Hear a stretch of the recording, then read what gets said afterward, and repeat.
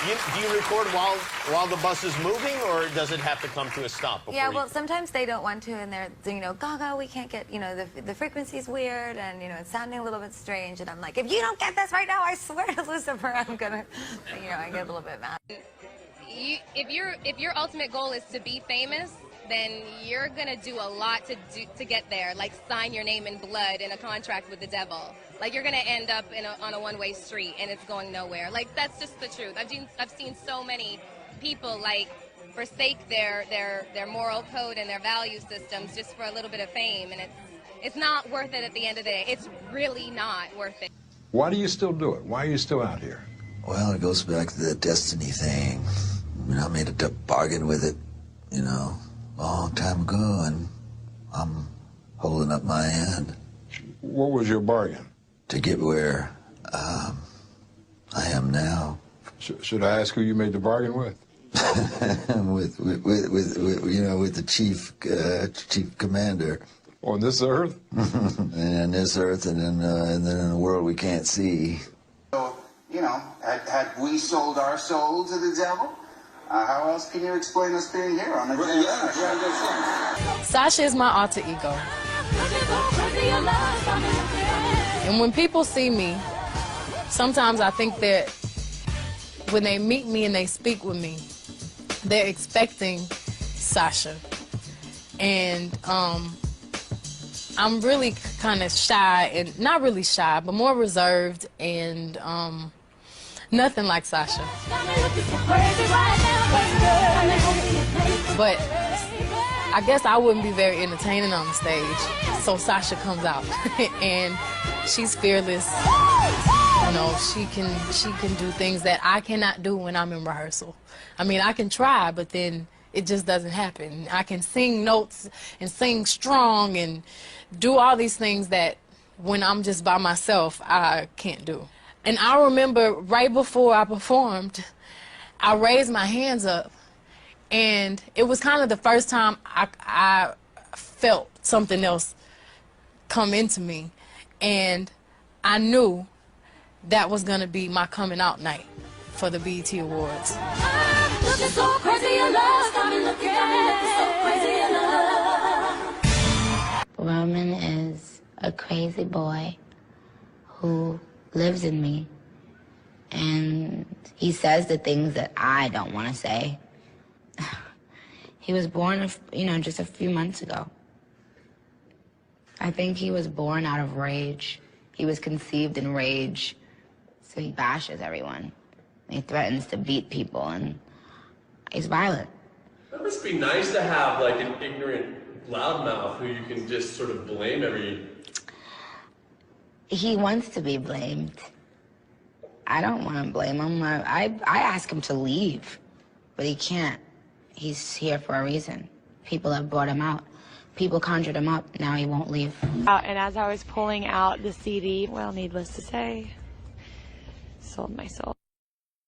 That's how I got introduced to the music industry. I swear I wanted to be like the Amy Grant of music. Yeah. But it didn't work out, and so I sold my soul to the devil. So I sold my soul to the devil. So I sold my soul to the devil.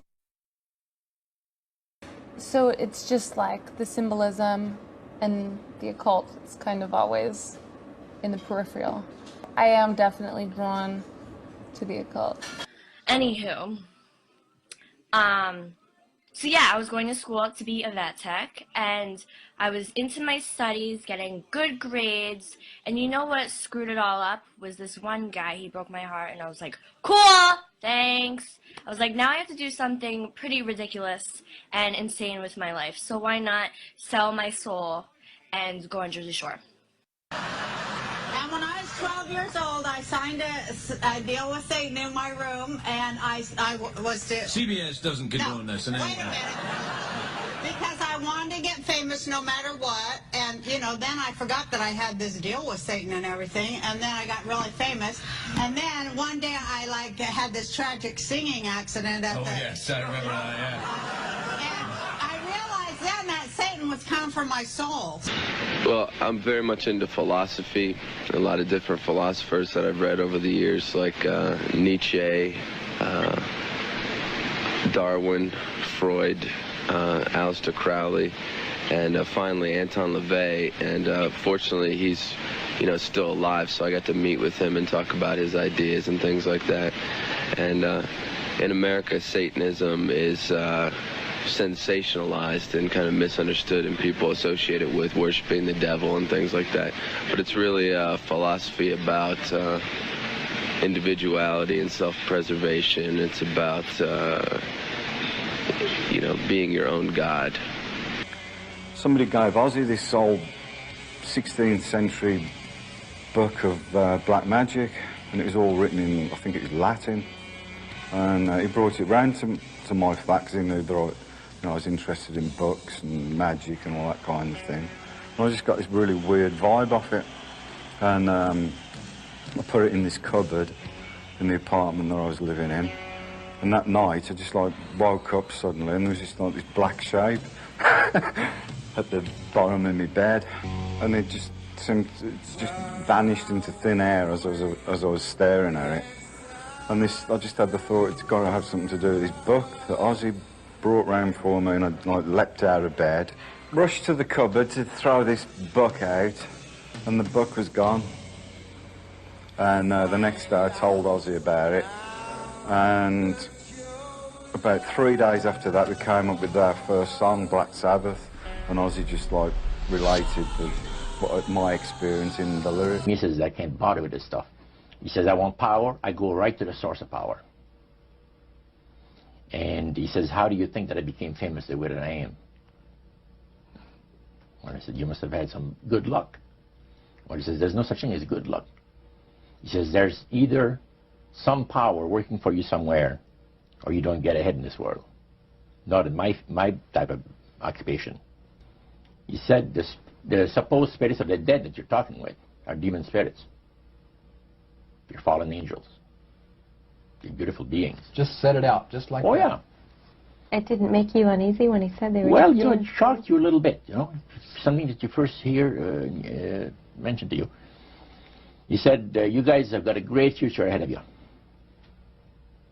Because we've been told, the high priest of our society, secret society, has been told that the master has very special plans for you too. Now, what did he mean by the master? Satan. And we were interested to hear more about it. And he told us, he says, look, we worship spirits.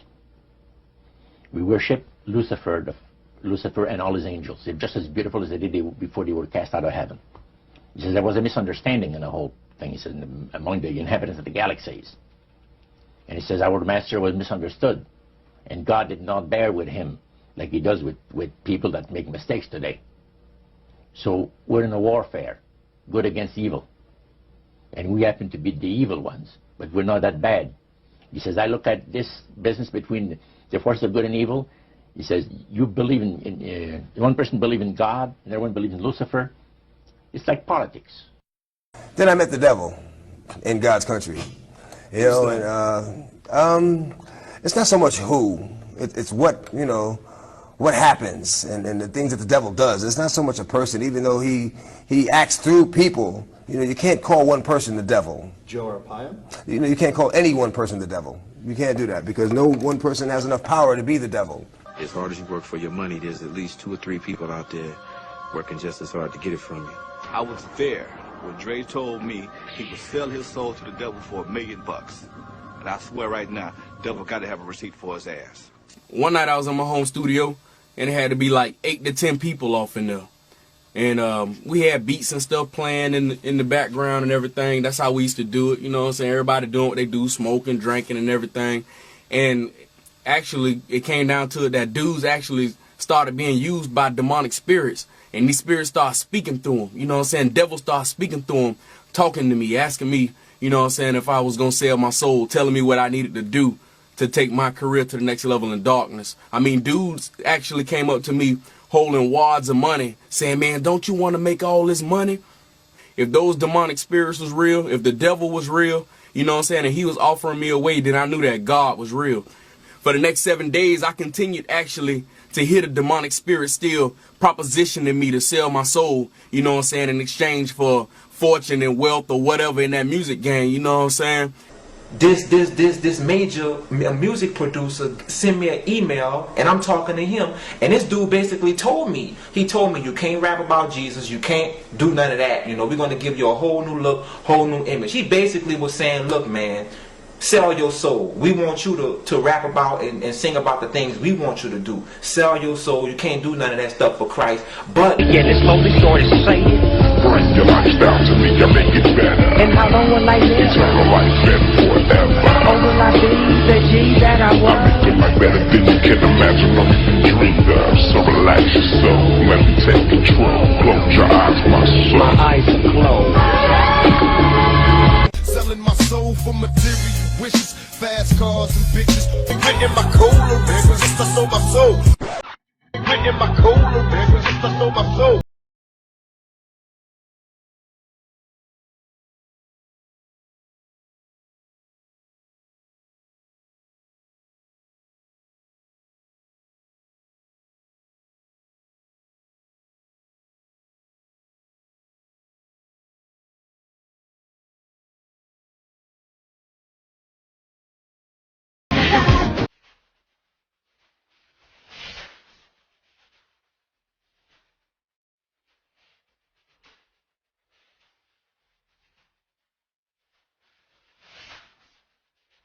I sold my soul to the devil, and the price was cheap. And yo, it's